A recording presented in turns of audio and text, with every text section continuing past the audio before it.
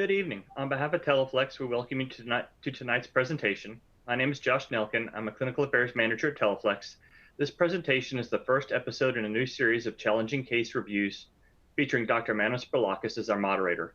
Teleflex Tackles Tough Cases will feature 4 episodes throughout the year. For this first edition, we have 2 operators sharing practical techniques to take on challenging PCI cases.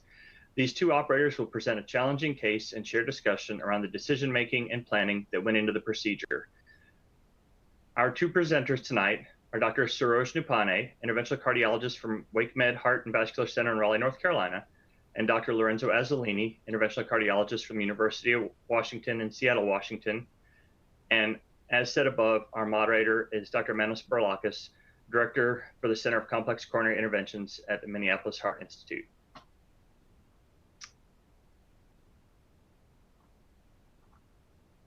And with that, we will turn it over to Dr. Saroj Neupane to get us started. Good evening, everyone. Thank you for the opportunity. Can I have my slides up, please?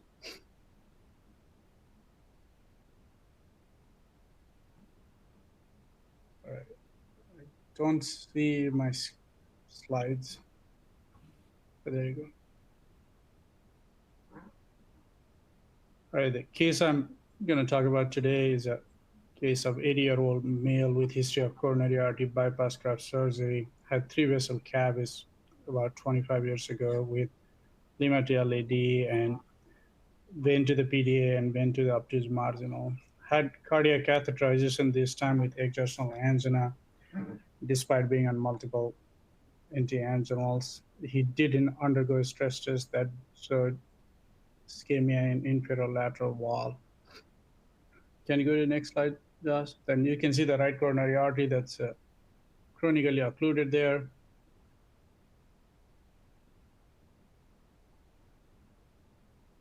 I'm just gonna let it play. Josh, can you click on the picture on the right as well?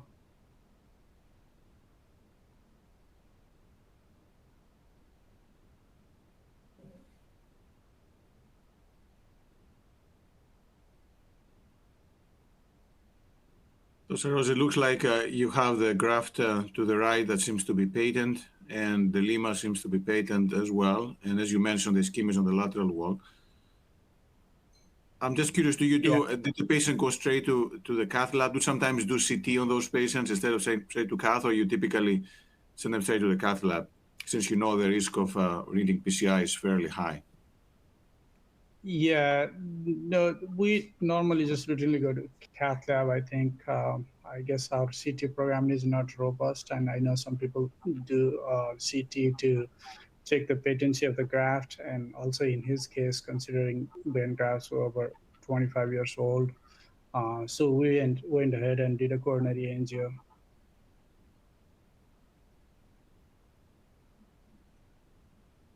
Perfect. So yeah, that looks, so those 2 grafts look okay. So the vein to the, as you can see, the vein to the PDA looked okay, Lima to LAD looked okay. And this is a picture to the left. It was actually the operator was not able to engage the left main coaxially, so sort of like subselecting angiogram, which you see TIMI2 flow into a large marginal that was grafted when he had cavis in 1999.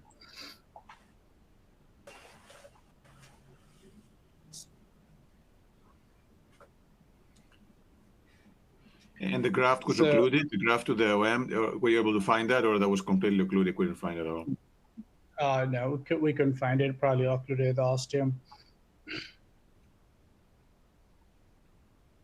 So not sure you're able to appreciate a Lima angiogram. It somewhat feels retrograde to a large diagonal, and almost feels there like almost trickle of flow into the marginal, that the grafted marginal was occluded, and does have some integrate flow from the left main into the marginal as well.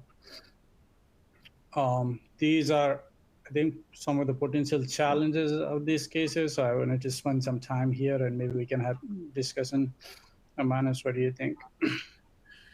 Yeah, so you have, if I understand this correctly, right, you have essentially two grafts that are open. So the RCA is covered, the LAD is covered. This is the big OM that seems to be subtotal, although, it can be very, sometimes you can be surprised on those. I didn't really see much collateral flow coming from the LAD there, so I don't know, maybe I have missed it on the screen, but still, the target seems to be obviously the circumflexes. That the ischemia is there. That's the only vessel that seems to be occluded without good blood flow. Absolutely. So although it looks subtotal, I think we approach it more like a CTO. The question in this case is whether you should put, as you say, single or dual angiogram, because the moment you start trying to cross this lesion, it's not uncommon to lose completely flow, and then collaterals may take over. So although, if things stay the way they appear on the original angiogram, potentially you can get this done with a single injection. If something does not go well, then you may be rushing to get a second access and get it done. So my personal preference for these cases is to get a second access. You can do left radial. It looks like the collaterals are probably going to be mainly from the LAD, so I would get a left radial and get a catheter into the lima, so you can visualize the LAD that may give collaterals to this large obtuse marginal branch.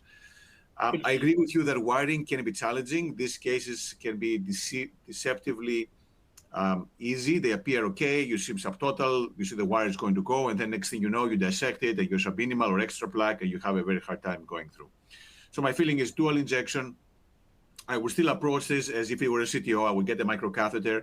I would get probably a Sion Black to start with. When I say it's channel, I usually like a polymer jacket, and the Sion Black is not a bad option for that one. And then obviously, if we have difficulties with delivery or expansion, then atherectomy, lithotripsy, all these things could happen as well. Lorenzo, what do you think? Yeah, so I appreciated that there were difficulties selectively engaging the left main. So I agree with you. For sure, the safest way to approach this is with dual angio. But perhaps it's worth just giving it a try, just putting a guide catheter in the left main and shooting a selective angiogram sometimes, particularly when we see diagnostic images taken with 5 French, the diagnostic catheter. When we go to the lab, use a 7 or 8 French guide, then we realize that the situation is different. So guide shot is always worth. Of course, then if our suspicions are confirmed, dual angiogram would be very advantageous here. But yeah, this is also another way of approaching it. You get a first access and do a guide shot, and then decide if you need a second guide before heparinizing the patient. Yeah, that's a great comment. Exactly. So, Manos, just to clarify your comment, I wasn't really looking for collaterals from the LAD. So the lima actually feels retrograde all the way to the ostium of the LAD and potentially trickle down the marginal. So I felt there was some kind of there was a competition flow, both antegrade and retrograde, coming from the lima. There was a significant disease in mid LAD, but still the lima flow was able to fill all the way back to the ostium of the LAD and potentially trickling down into the marginal. That's what I was talking about, single versus dual angio. Perfect. No, completely agree with you. So, like Manos suggested, can you go to the next slide?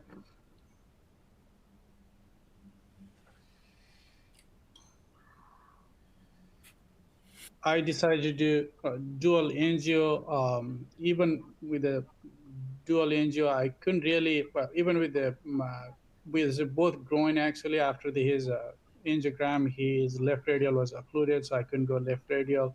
So 6 French in the lima and 7 French, that's the EBU guide for the left main. I couldn't really get a coaxial engagement to take a better picture, but I was able to get ear-mail the wire into the left main, follow with the microcatheter.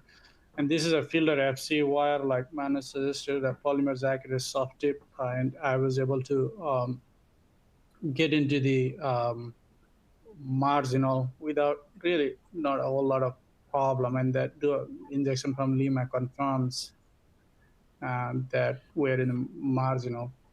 So I guess the question at that point I had, yeah, it's followed by the wire straight. No, this filler FC followed by a microcatheter. And I didn't have a microcatheter going all the way in because we couldn't really see anything from Lima. So I had to back microcatheter back into the guide to take that picture. Perfect. And then, of course, you can use it to exchange for a softer wire, I guess, before you do the PCI. But so the crossing was fairly easily, I guess, as predicted to some extent. But still, you have the engagement issue. Were you having dampening on the pressure when you were trying to engage? Is like an ostial left main looks like, or? So I could never really engage the ostium, the left main right there, and it was dampening, but I wasn't sure whether I was coaxial or not. So once I had the wire access, sort of like, as you can see, it's almost like floating the guide in the just proximal to the ostium of the left main. Perfect. And then I guess the LAD is protected, so you don't have to worry about that branch, which makes things a little easier for treating the circumflex. Yeah, so one of this big diag here, hopefully you can see my cursor, that there is a significant lesion in medial LAD. It does fill that diag, but flow was limited to that somewhat, and that is a significant progression from his prior angiogram. So I was hoping not to lose the LAD, just to preserve that flow to the big diag, which is probably as big as marginal. So I guess the question I had is, in this case, I didn't have a problem finding a circ. So that was probably my second wire with the filler FC. I think I tried workhorse, didn't work, and the filler FC with the microcatheter. If I'd gone into the LAD, would you have just taken that wire and do some kind of plaque modification before you start wiring the circ, or how would you change your approach? Well, this is a common thing, right? Bifurcation distal cap. And the most common way to do this, at least for me, is you get a dual lumen, like a twin pass, you get a dual microcatheter, and then you get it over, the monorail segment goes over the wire that you've already advanced through the lesion in the secondary branch. And then actually I like to do this as a two-operator maneuver. So the person in the front is moving the microcatheter back and forth. And the second person on the back is probing, and typically with a polymer jacket or a soft wire initially, because quite often you don't have significant disease. So you're going back and forth with a twin pass that keeps you in a good location. And then at the same time, you're probing until you see the wire go down the desired branch. So that's been my favorite way to do this if the wire crosses into the branch that I don't want into the distal bifurcation. But Lorenzo, I don't know if you have any other thoughts, any blocking balloons or different bends. How do you approach this bifurcation of distal cap? Yeah, no, I agree with you. Dual lumen microcatheter is probably the easiest way to go. If it crosses, of course, sometimes it's possible to wire the side branch as you described. If it's not possible in this case, I mean, there is a retrograde option, but it's a Lima. So you also need to decide how important for you is to protect this side branch with a wire, also considering that you might need, as I can see on the second part, on the right-hand side of the screen, if you need to do a atherectomy, either rotational or orbital atherectomy, you need to remove all coronary gear in the other branches. So it's always a balance of deciding how important the branch is for you versus to getting the main prize home. It's true that you can predilate towards the side branch before doing atherectomy, but that puts you in a different scenario also, that you might even dissect that side branch with ballooning, and then you're compromised not being able to pull the wire from it. So in this particular case, I'm not able to assess the this upstream lesion in the LAD that prevents diagonal filling, but since there is inferolateral ischemia and we're here to treat the marginal, I would just wire, like Saroj did, the marginal, exchange for atherectomy wire if it's very calcified like it seems to be, and then go for atherectomy of that branch. So yeah, just post-cav is obviously, and then you do see some angiographic calcification, and with the guide not being coaxial, I did struggle a little bit to get the microcatheter. I had to predilate with a 1.0 sapphire balloon to get the microcatheter down. It's a torqueable microcatheter. And when I had that much of difficulty, then I think that's kind of like it told me that I got to do atherectomy at that point. So exchange out for a rota floppy, which in Josh, can you hit play on the next picture? Exchange out for a rota floppy. That's 1.5 burr. Took quite a bit. Sorry, go ahead. Quick question regarding perfect atherectomy. I think makes perfect sense here. Again, great. Severe calcium, difficult delivering, a kind of uncrossable lesion. How do you choose between orbital and rotational? You use them equivalent. If it's uncrossable, you prefer the rotational. How do you typically choose between the two? Yeah, it's a balloon uncrossable lesion. I typically use orbital unless it's like a very large artery, like proximal RCA or left main osseous.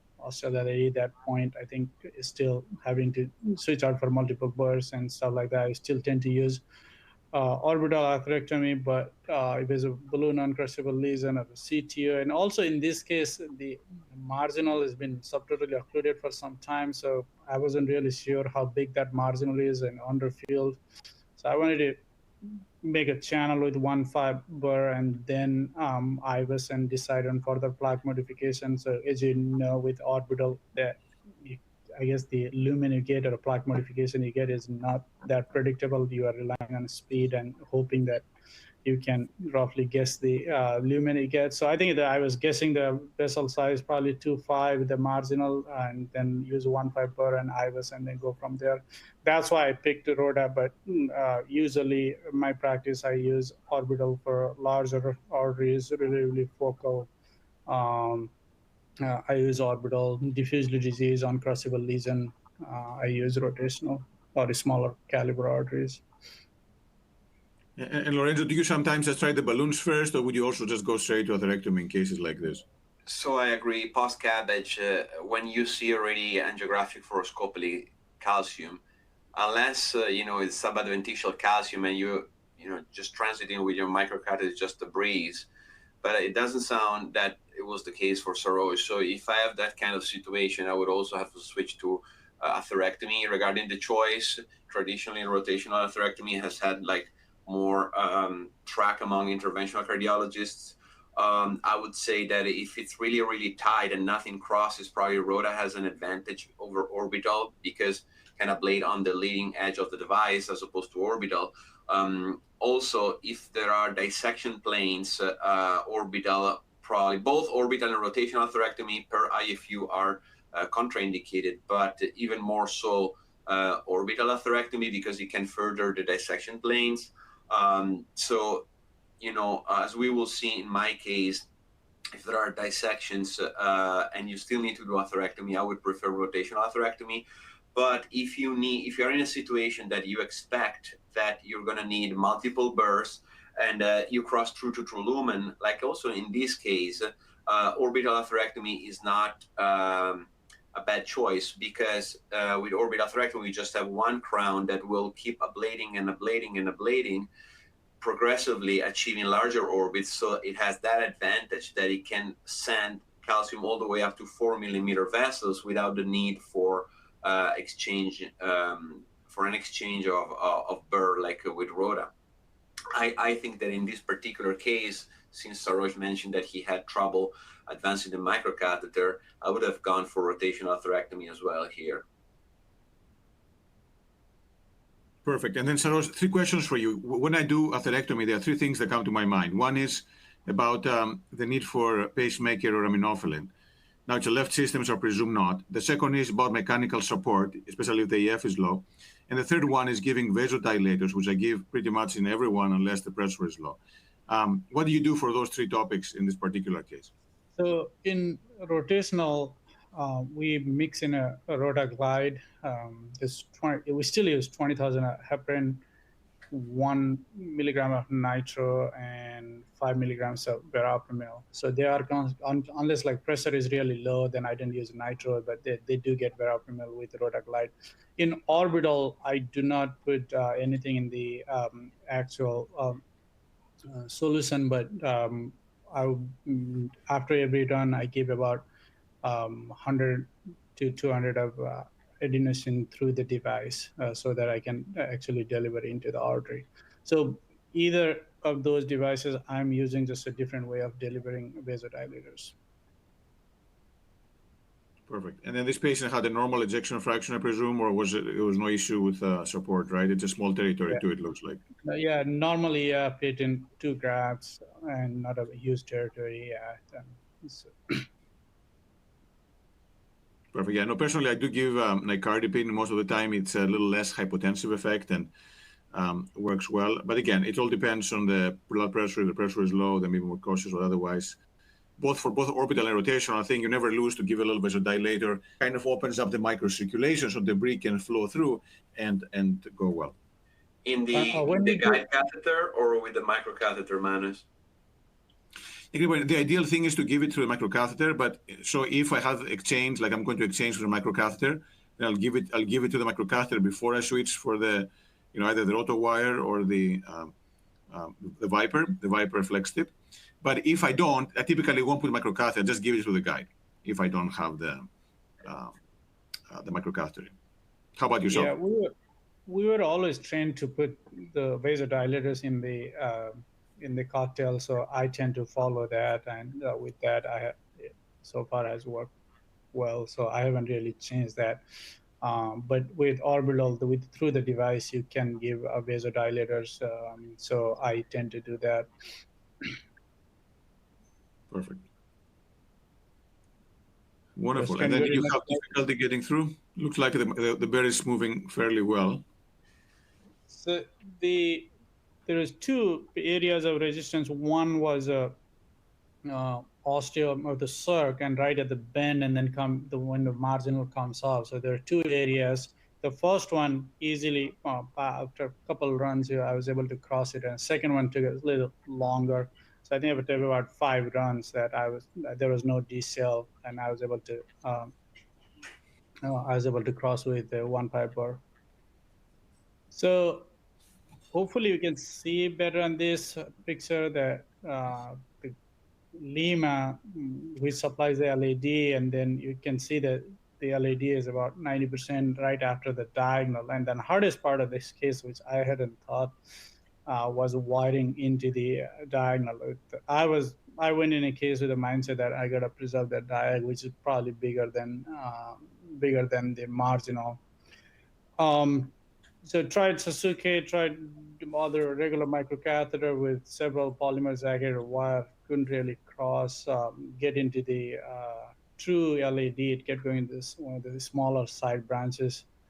At that point, this is the Supercross 90 microcatheter, just because of the angle that I tend to use, that it got in me into the LAD, but in one of the smaller branches, I was able to redirect and confirm with a retrograde injection there. If that hadn't worked, I was planning to go to Lima and potentially just wire into the guide and switch integrate for both diag and obviously we had the integrated wire in the marginal. So any thoughts on that? Yeah, so actually that's again very, very well done. And I love the Supercross and the Venture for that matter. They give you a lot of support. They make you take the bend. An alternative way to have done this would be to do the reversed guide wire. Sometimes if you have this difficulty, you can get a polymer jacket, bend it into 3 centimeters from the tip, advance it into the branch that you have access, the circ in this particular, the OM in this case, and then pull it back. And sometimes that wire will unfold and get into the other branch, the LAD in this case. But I think having an angulated microcatheter like the Supercross would be great. And I think personally, I typically use the 120 for these cases. The Supercross 120, I think, gives you the best bend support for getting into that. Lorenzo?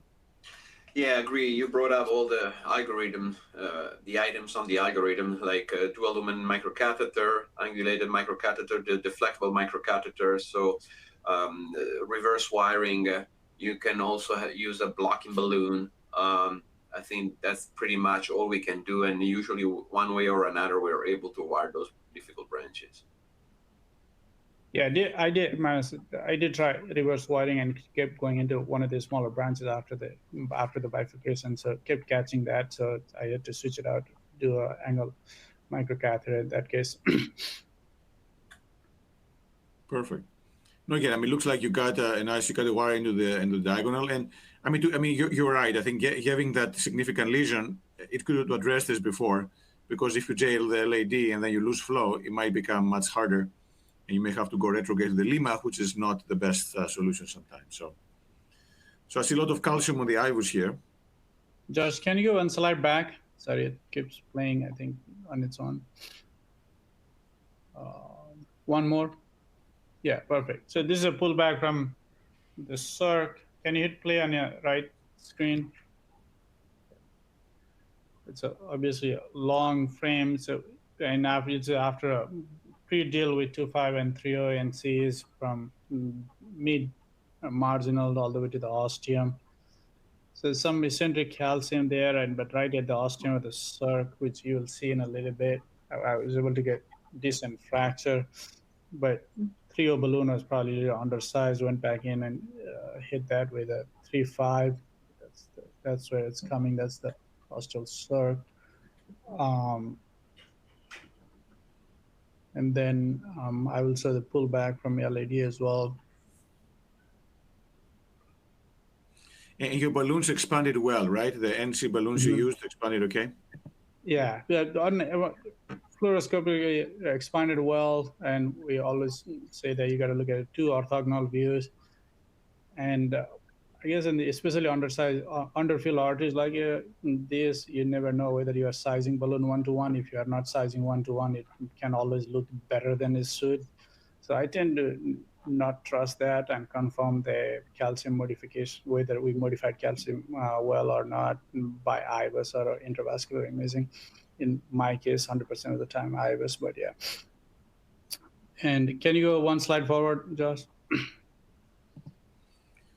Perfect. And I think, especially with we knew from before, but especially with the Renovate complex PCI from ACC, the data is very strong to do imaging in this cases, both before and actually after as well, to make sure things are okay. So I think that goes without saying, especially for left main calcium tortuosity, that really gives you a very good understanding of the vessel. Yeah, exactly. So this is a pullback from diag distally with 2.5 arteries everywhere, sort of like a fibropathy with some scattered calcification, except the ostium of the LAD, which actually hopefully you can see soon. 360-degree calcification that is despite 3.5 NC balloon at high pressure. And high pressure usually I go at least up to 18 before calcified arteries. So still I wasn't happy with the plaque modification there. So use a 3.5 intravascular lithotripsy balloon in the LAD, just across the ostium of the circ, basically trying to treat the ostium of the LAD with IVL. But this IVUS is from the LAD or those from the circ? Those from the second one was pulled back from a diag. Okay. Yeah. Great. So video wasn't playing well, but it's kind of, but there is a concentric rigor calcium with ostium, the LAD. And what is your standing strategy? So you're going for a 2-stent strategy or provisional for this one? Yeah, since it took me forever to wire that diag, and then the circ being the territory without any graft, so I thought I should go ahead and do the 2-stent technique. Any thoughts in terms of whether you guys would have done anything different in terms of stenting technique? And I'll tell you what I did. Sure. Well, it looks like you've done like a kind of T stenting here, right? No, I haven't stented circ that point quite yet. That's first stent in the extending from ostial left main into the ostial LAD into the diag. That's 2.5 by 28. But then you also stented the left main circumflex, right? I did. So the picture on the left, the first stent with the balloon in the left main into the circ. So I decided to sort of like nano crush, treating left circumflex as a main artery and LAD as a side branch. So that's a 2.5 28 in the LAD into the diagonal, and I obviously post-dilated that with 2.5 into the diagonal and with a 3.5 at high pressure in the LAD, and then we crossed that stent, then put a two stents in left circumflex, 2.5 by 24 and 3.5/24 actually. I had to stent all the way into the mid marginal, and that's the picture on the right is a pot with the 5mm NC balloon of the stent from left main into the left circumflex artery. Any thoughts on stenting technique, Manos? Any? Well, I mean, the strongest data is for DK cross, right? But I mean, the main thing for these two stent techniques has to do with how well you do it. So, if we do it, I mean, whether you do culotte or DK cross, and here the vessels look fairly similar in size. So culotte would also have been a nice option. I'm personally more of a fan of DK cross. I think part of it is the things that you do more, you feel more comfortable with. I definitely would want to maintain access here, wire access, given the modification. Now, if you have done the atherectomy, sometimes you get dissections. And if you lose the wire, you may get in trouble. So in this case, I would prefer DK crash or some sort of crash because you maintain your main vessel wire the whole time. So you never lose the circ wire. There's never a question that you have to rewire and potentially go under a dissection flap. And this way I would feel more comfortable. So I think I would do something very similar to what you did. Lorenzo? Yeah, I mean, it's a bifurcation two-stent strategy choice is a kind of an art. For many, I mean, I agree there is a stronger data for DK crash, but it all comes from a group of operators from Asia. It's like a 10 or 12 centers, so it's not necessarily reproducible in all clinical environments. But here I brought up T stenting because it looked to me that it was like a T, but you said you did a nano crash. And with that angle, yeah, there's really very little variation between a nano crash and T stenting there. Depending on the angle, sometimes if I know that I have to stent the side branch, I do a TM protrusion with both stents in the arteries at once. So I first deploy the side branch stent, come back, flare the ostium with a stent balloon, and then I pull it out and stent the main vessel. It's a probably personal preference. I don't find that the results are particularly different in these 90 degrees. I'm talking about 90 degrees bifurcation like this one. I agree with Manos. The most important thing is like how facile with each technique you are, how good you are with the technique that you choose. So if you do more DK crash, you're going to do more and more DK crash. And the most important thing is that you check both branches with intravascular imaging, IVUS in this case, so you're sure that you don't have under expansion, particularly at the ostiums, and we know it's a weak spot. Sometimes because there's more fibrosis and calcification. So as long as you have a well-expanded and a pull stance and you don't have deformed struts in any place in the bifurcations, I think you should be good. Perfect. So they work well, it looks like. Yeah. Can you go to the next slide, Josh? So that's obviously a KISS and then a final audit. That's a caudal view.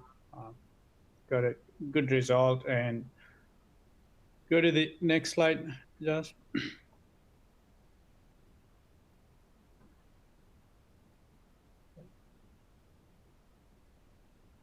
So that's just a different view, and that's the IVUS image right at the ostium of the circ, which were over 8 millimeters square. That was excellent considering where we started this case. Yeah, excellent result. And I presume your dampening stopped after you stented? Yes. Yeah, we made sure that we covered the ostium. The left main was also severely diseased with chunk of calcium, so made sure we covered the IVUS. And like I said, we potted with 5 millimeter NC balloon, and after that, dampening dissolved. Yeah. Perfect. I think that was a great case. Again, many challenges there in terms of getting the wiring, preparation, atherectomy, and lithotripsy, two-stent strategy. I think a lot of great teaching points on how to tackle this complex lesion. But again, very well done. Congrats, Saroj. Thank you. All right. Thank you very much, Dr. Neupane. And with that, we're going to roll straight into Dr. Lorenzo Azzalini's case. And I will hand it over to you, sir. And just as a reminder, please feel free to ask any questions in the Q&A. If we're unable to get to your questions, we will answer them by email after the webinar, but please feel free to ask questions. Sure, thank you, Josh, Manos, and Saroj. So I'm going to present a challenging case that it's a bit different from Saroj's. There is just one procedural conundrum here, one big decision-making challenge. So this is the story of a 66-year-old man with refractory angina on 2 antianginals and anterior ischemia. This is the film at the outside hospital. As you can see here, there is there are tight lesions on multiple levels in the LAD. That is really the main target here. So again, this is the film at the outside hospital. I think you can advance to the next slide, please, Josh. So the operator was not able to wire the distal LAD, and he performs rotational atherectomy with the smallest burr, the 125, just on the proximal to mid segments of the LAD. And you can see that was where the radiopaque part of the rota wire is, there was a second lesion. It's unclear if he free wired it or if they lost position of the rota wire after exchange with a microcatheter, but this is the situation. So the operator is able to only atherectomize the proximal part of the vessel using only the smallest burr that we know. In general, we shy away from the 125 millimeter burrs because they are very prone to entrapment, as you can just carve a channel through the calcium but not modify it enough that then you're going to be able to either retrieve the burr or even modify the plaque with balloons afterwards. So you can... I don't know, what do you think about the location of the burr, right? I mean, as you said, Lorenzo, it looks like the burr is right at the radiopaque part of the wire. So there was no wire fracture, was there? No, there was not, unfortunately, for the patient. And the wire was, they were ablating pretty close to the junction with the O14 part of the wire, which is not the best thing because you can get you can actually fracture the wire and then have a huge perforation. So they took some risk there. So then they tried to complete this case in a hybrid fashion, so atherectomy on the proximal part of the LAD and balloon-based attempts dilating the distal LAD that are unsuccessful. They use a guide catheter extension here to advance their balloons, but probably they also lifted some speckle of calcium that made their life even harder. And so they had very many difficulties advancing balloons and nothing could expand. They tried, I think, with a 1.5 or 125 millimeter balloon and nothing else would go. Hey, Lorenzo. Yeah. So you don't have a picture of where their wire is, right? It's looks like the wire in the LAD is still in the lesion. So they're trying to, I guess, deliver it without wire being... I can feel a lot of struggle with this case. Yeah, they have probably the radiopaque part of the wire in the LAD here is barely at the end of the lesion. So they were able to advance this small balloon to the end of the lesion, but I don't know if it's shown here, but they tried unsuccessfully to dilate more proximally, and they could not expand, actually. So let's see on the next slide, please, Josh. So this is the final result. So they did not, appropriately in this case, they did not stand because they couldn't perform plaque modification in an appropriate and adequate fashion. There is TIMI2 flow due to multiple dissection planes at the several levels in the vessel. You can see after the diagonal and in the more distal part where they went with the the small balloon, the 125. And so there is TIMI2 flow.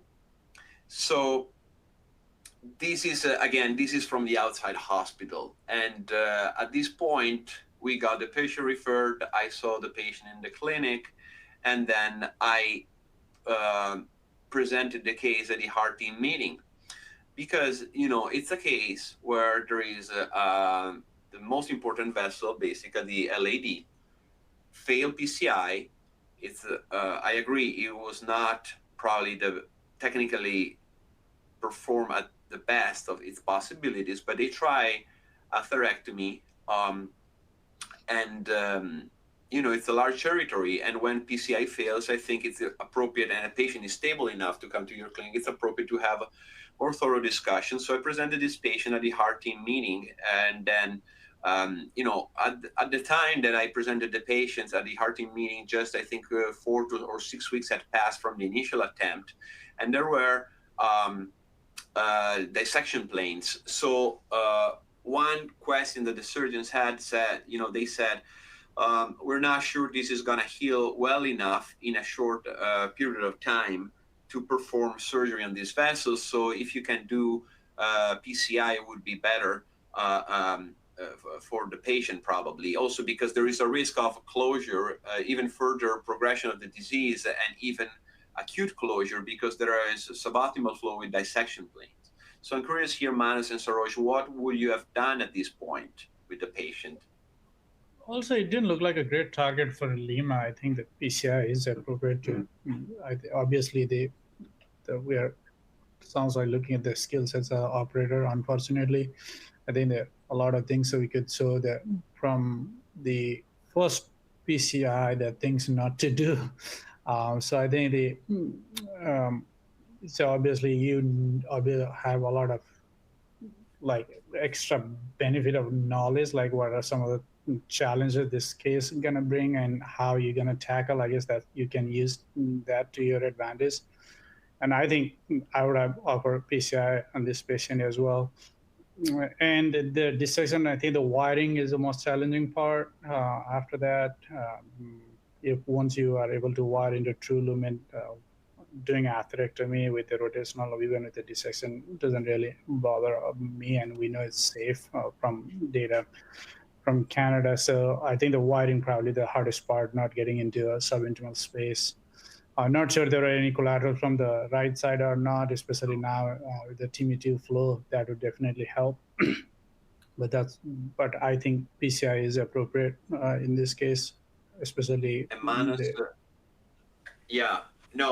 that's also our thought, and then we proceed with PCI. Manos, how would you tackle this calcified lesion now that there are dissection planes and ROTA has failed?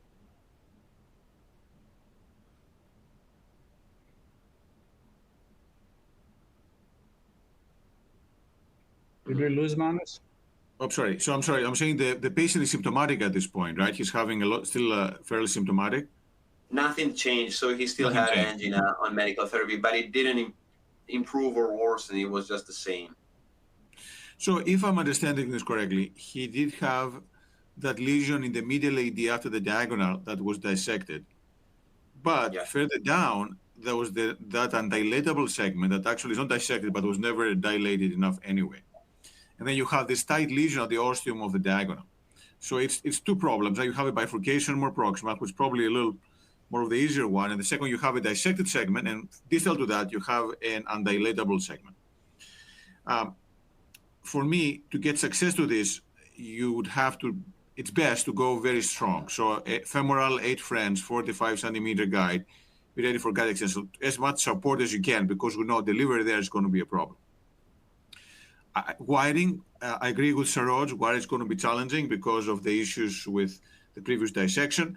To be honest, they may have healed, they may not. I mean, that looked like a fairly impressive dissection. I mean, who knows? Okay. But I mean, you have to be prepared for both. And actually, if you go in and you find huge dissection still there, you may want to wait a little bit longer. On the other hand, the dissections, if anything, actually will help you expand at least that part of the vessel. But assuming there is decent healing, I would go with a microcatheter. CTO style, get a workhorse wire to avoid going under the sectional plane, wire all the way, exchange for a supportive wire, maybe things like a wiggle or a grand slam, something very supportive to give you extra strength. And then I would actually want to avoid doing atherectomy again in this dissected segment. If you can deliver a lithotripsy balloon, that might be a better way to go here. If not, then yes, you may have to do what you have to do, but again, lithotripsy might be a better option for the lesion if you can deliver it there. Nice, very. The interesting discussion. I mean, it was all these thoughts, lithotripsy, atherectomy, balloon-based technologies, and challenges with wiring were expected and discussed. I think Saroj has some further questions.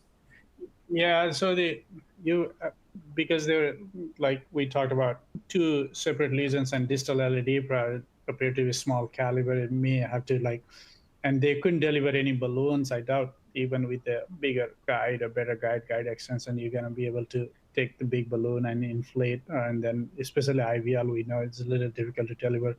So if I can wire to true, I'll probably do 1.5 rotabur downstream in the distal LED, and then since they already did atherectomy in the proximal, I'll probably use IVUS to look at that and maybe use the IVL in the proximal segment. But looks like distal LED will need some kind of atherectomy because they weren't able to even deliver 1.015 balloon even with the guide extension all the way to the diag. That's my guess. Yeah, and they also, it was the first time the patient had an angiogram, so they went radial, so their procedure was radial. And Manos brought up a great point that when the situation is tough and you approach these lesions that were failed by other operators, it's always better not to underestimate it and go all in with femoral access, long sheath, big guide, 7 or 8 French, and prepare to consider preparing guide catheter extension. So, Josh, please advance to the next slide. So, this is a similar situation 2 months later, exactly 8 weeks later. So the dissection plates have not healed, and I was a bit surprised when I saw that because I thought, experience from CTO PCI, we bring the patient back for reattempt after we did the investment procedure with STAR, and usually 6 to 8 weeks or 10 weeks later, but usually dissections are much more extensive than this one, and many times the situation is more favorable. Not in this case, it's exactly the same situation we had before. So we actually went femoral as anticipated. So we did not experience any difficulty, fortunately, wiring the vessel, though we expected to have so. And also, devices from femoral advanced through the lesion. So it was a better engagement of the guide, stronger support, bigger guide, and we were able to advance our balloons. And we actually initially thought, due to the dissection places, suboptimal flow, to go for intravascular lithotripsy.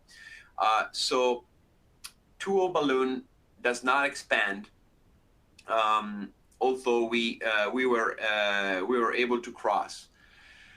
At this point, we figured, we were ready to do IVL, but since there was significant degree of calcium down the road, and we had to cover a very long segment, and possibly also using IVL in the side branch, it would have been a fairly cumbersome process of using IVL throughout that long segment. So when there is more diffuse disease and there is a long segment to be covered, what we do usually is to prefer, if possible, a rotational atherectomy. Next slide, please.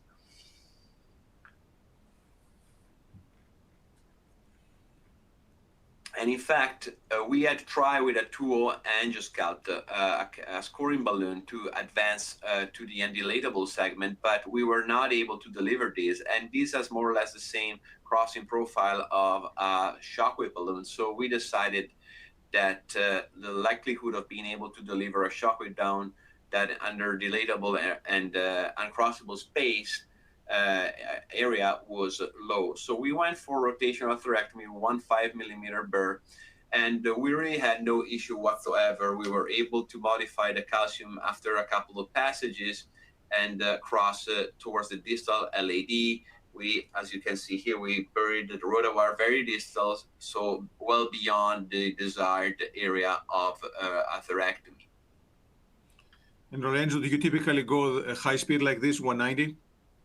For usually like 180, yeah. So since this was a tough spot, we increased a bit more to 190. I think the IFUs and traditionally Rota was used as lower speed like 160,000. But we have to remember that when this experience was derived, like 20 years ago, 25 years ago, it was a different situation, different pharmacology. Many patients were not treated with the potent P2Y12 inhibitors. So the risk of no reflow and the distal embolization of platelets and platelet aggregation induced by the heat of the burr was higher back then. And honestly, most of the time, very rarely, we had no reflow using this strategy. So that's why we use 180 or 90. I don't know what you, Manos and Saroj, think about this. Yeah, I also use. Sorry, go ahead, Saroj. I also use 180 or above 190. Sometimes it doesn't cross. Obviously, you go high pressure, and I do police run with 150, 160. So there is a theoretical concept that once you go a little slower, you get a little bigger lumen. But in your case, I think the LAD was relatively small and distal segment of it. Yeah, I would have gone high speed once it crosses. So then just switch it out and balloon that, I think. I agree. Actually, the one thing you could consider doing there is to leave the guide extension in, if you have a big guide, and cover the dissection area. So you don't atherectomize that area. You just atherectomize distally to that. So this way you can avoid it. And I mean, to me, I agree that vessel looks a little small. That's why I might be a little slower on the speed. I would not do orbital here because of the dissection plane, but I think nothing lost. Yeah, the good trick, protecting the dissection plane with a guide extension. Can you advance, Josh, to the next one? After that, there was a significant disease in the diagonal. We pre-dilated it. I don't know if it's evident on this image, but we felt that the first diagonal at the proximal to ostial level, there was some slight underexpansion. So we didn't want to take the chance. In the past, early in my career, I was deceived by these osteas of these side branches. We can always fix them later, but then the reality is that it's gonna get much more challenging if you have underexpansion there. You are committed after you stent the main vessel. You cannot do atherectomy through the stent strat. It would be very dangerous and not very effective. And we prefer, I think, go to the next slide here.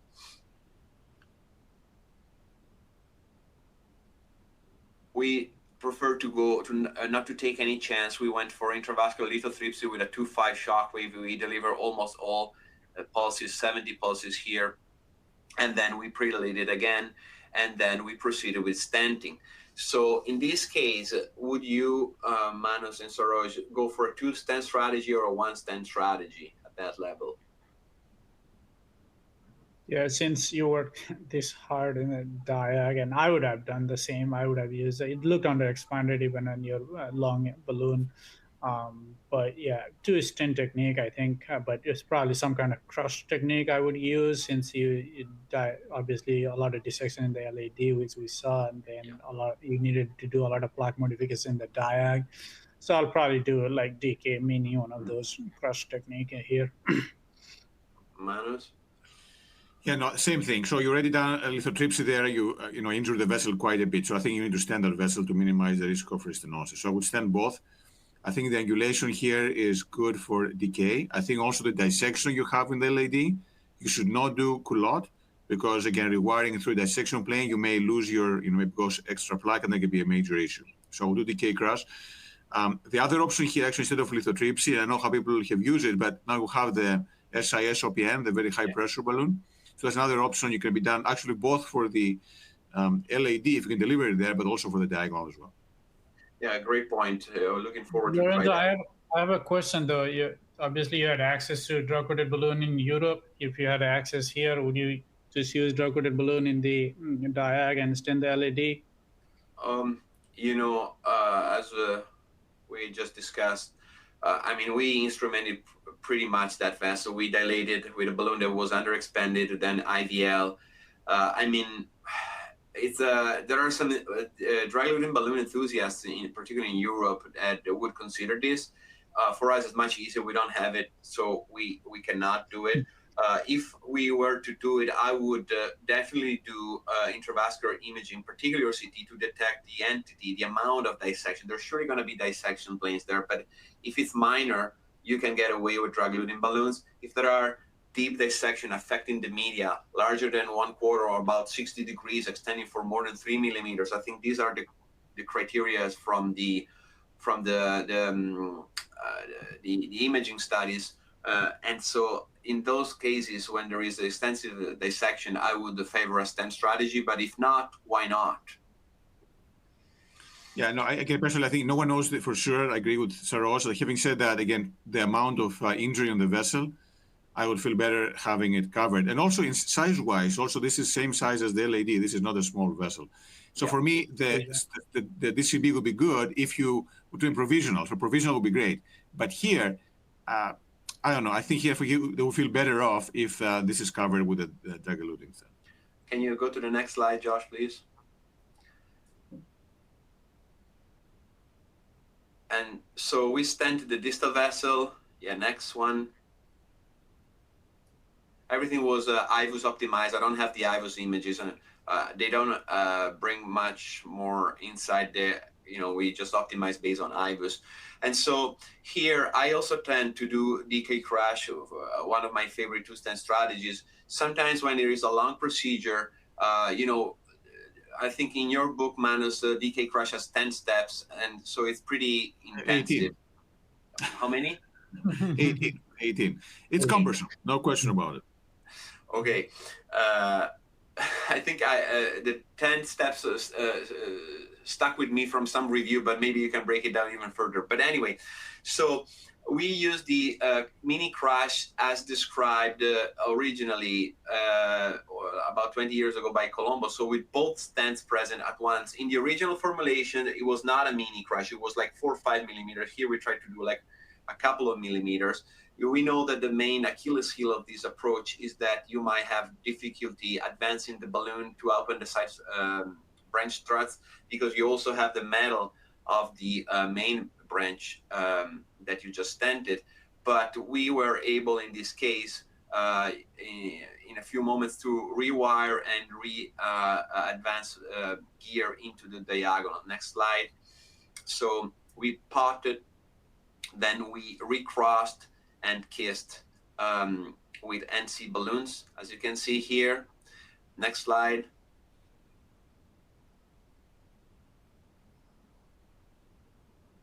There was I got a question.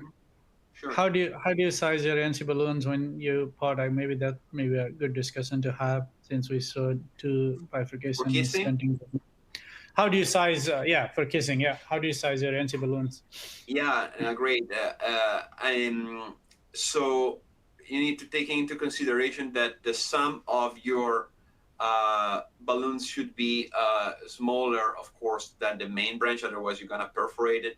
Usually, I use the formula 2/3 of the sum of the two balloon diameters. So 3.0 plus 2.5 is 5.5. 2/3 of that. I check if this value is smaller than the proximal main branch, and it was here. And so that's the way to go. And I go like 12 atmospheres, maximum 14. And usually with that strategy, I don't have any issue. So here, there was a proximal edge dissection. I don't know if you can see it clear. There is some dye hang up in the proximal LAD. So we stented that. Next.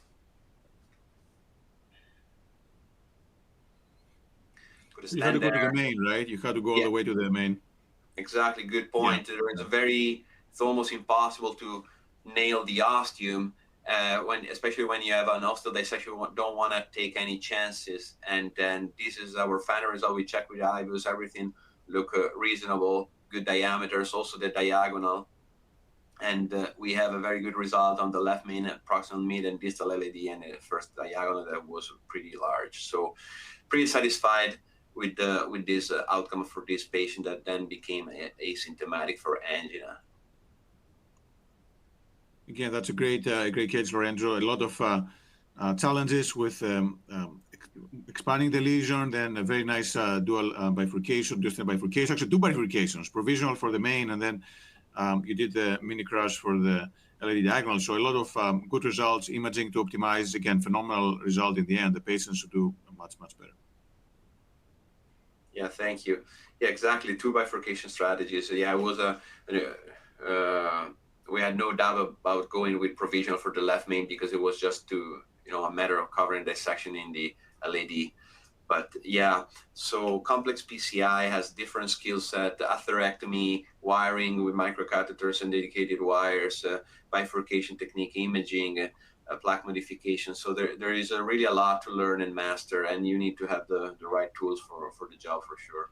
And I would say for people who want to understand better the bifurcation techniques, Lorenzo has a great review paper in your intervention that describes all the different variations and formulations, DK, nanocrust, the whole shebang. So I would encourage you to look it up because it really breaks down all the history and the different types of bifurcation study.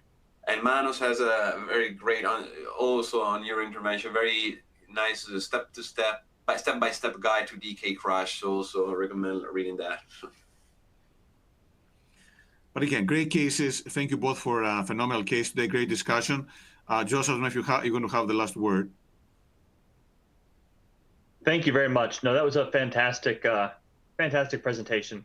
Like I said, please feel free to send in your questions. And with nothing else, I very much appreciate our panelists. Thank you very much, Dr. Neupane, Dr. Azzalini, and again, thank you, Dr. Brilakis. We really appreciated it. Wonderful. Thank you so much. Thanks, everyone. Thank you. Thank you, everybody.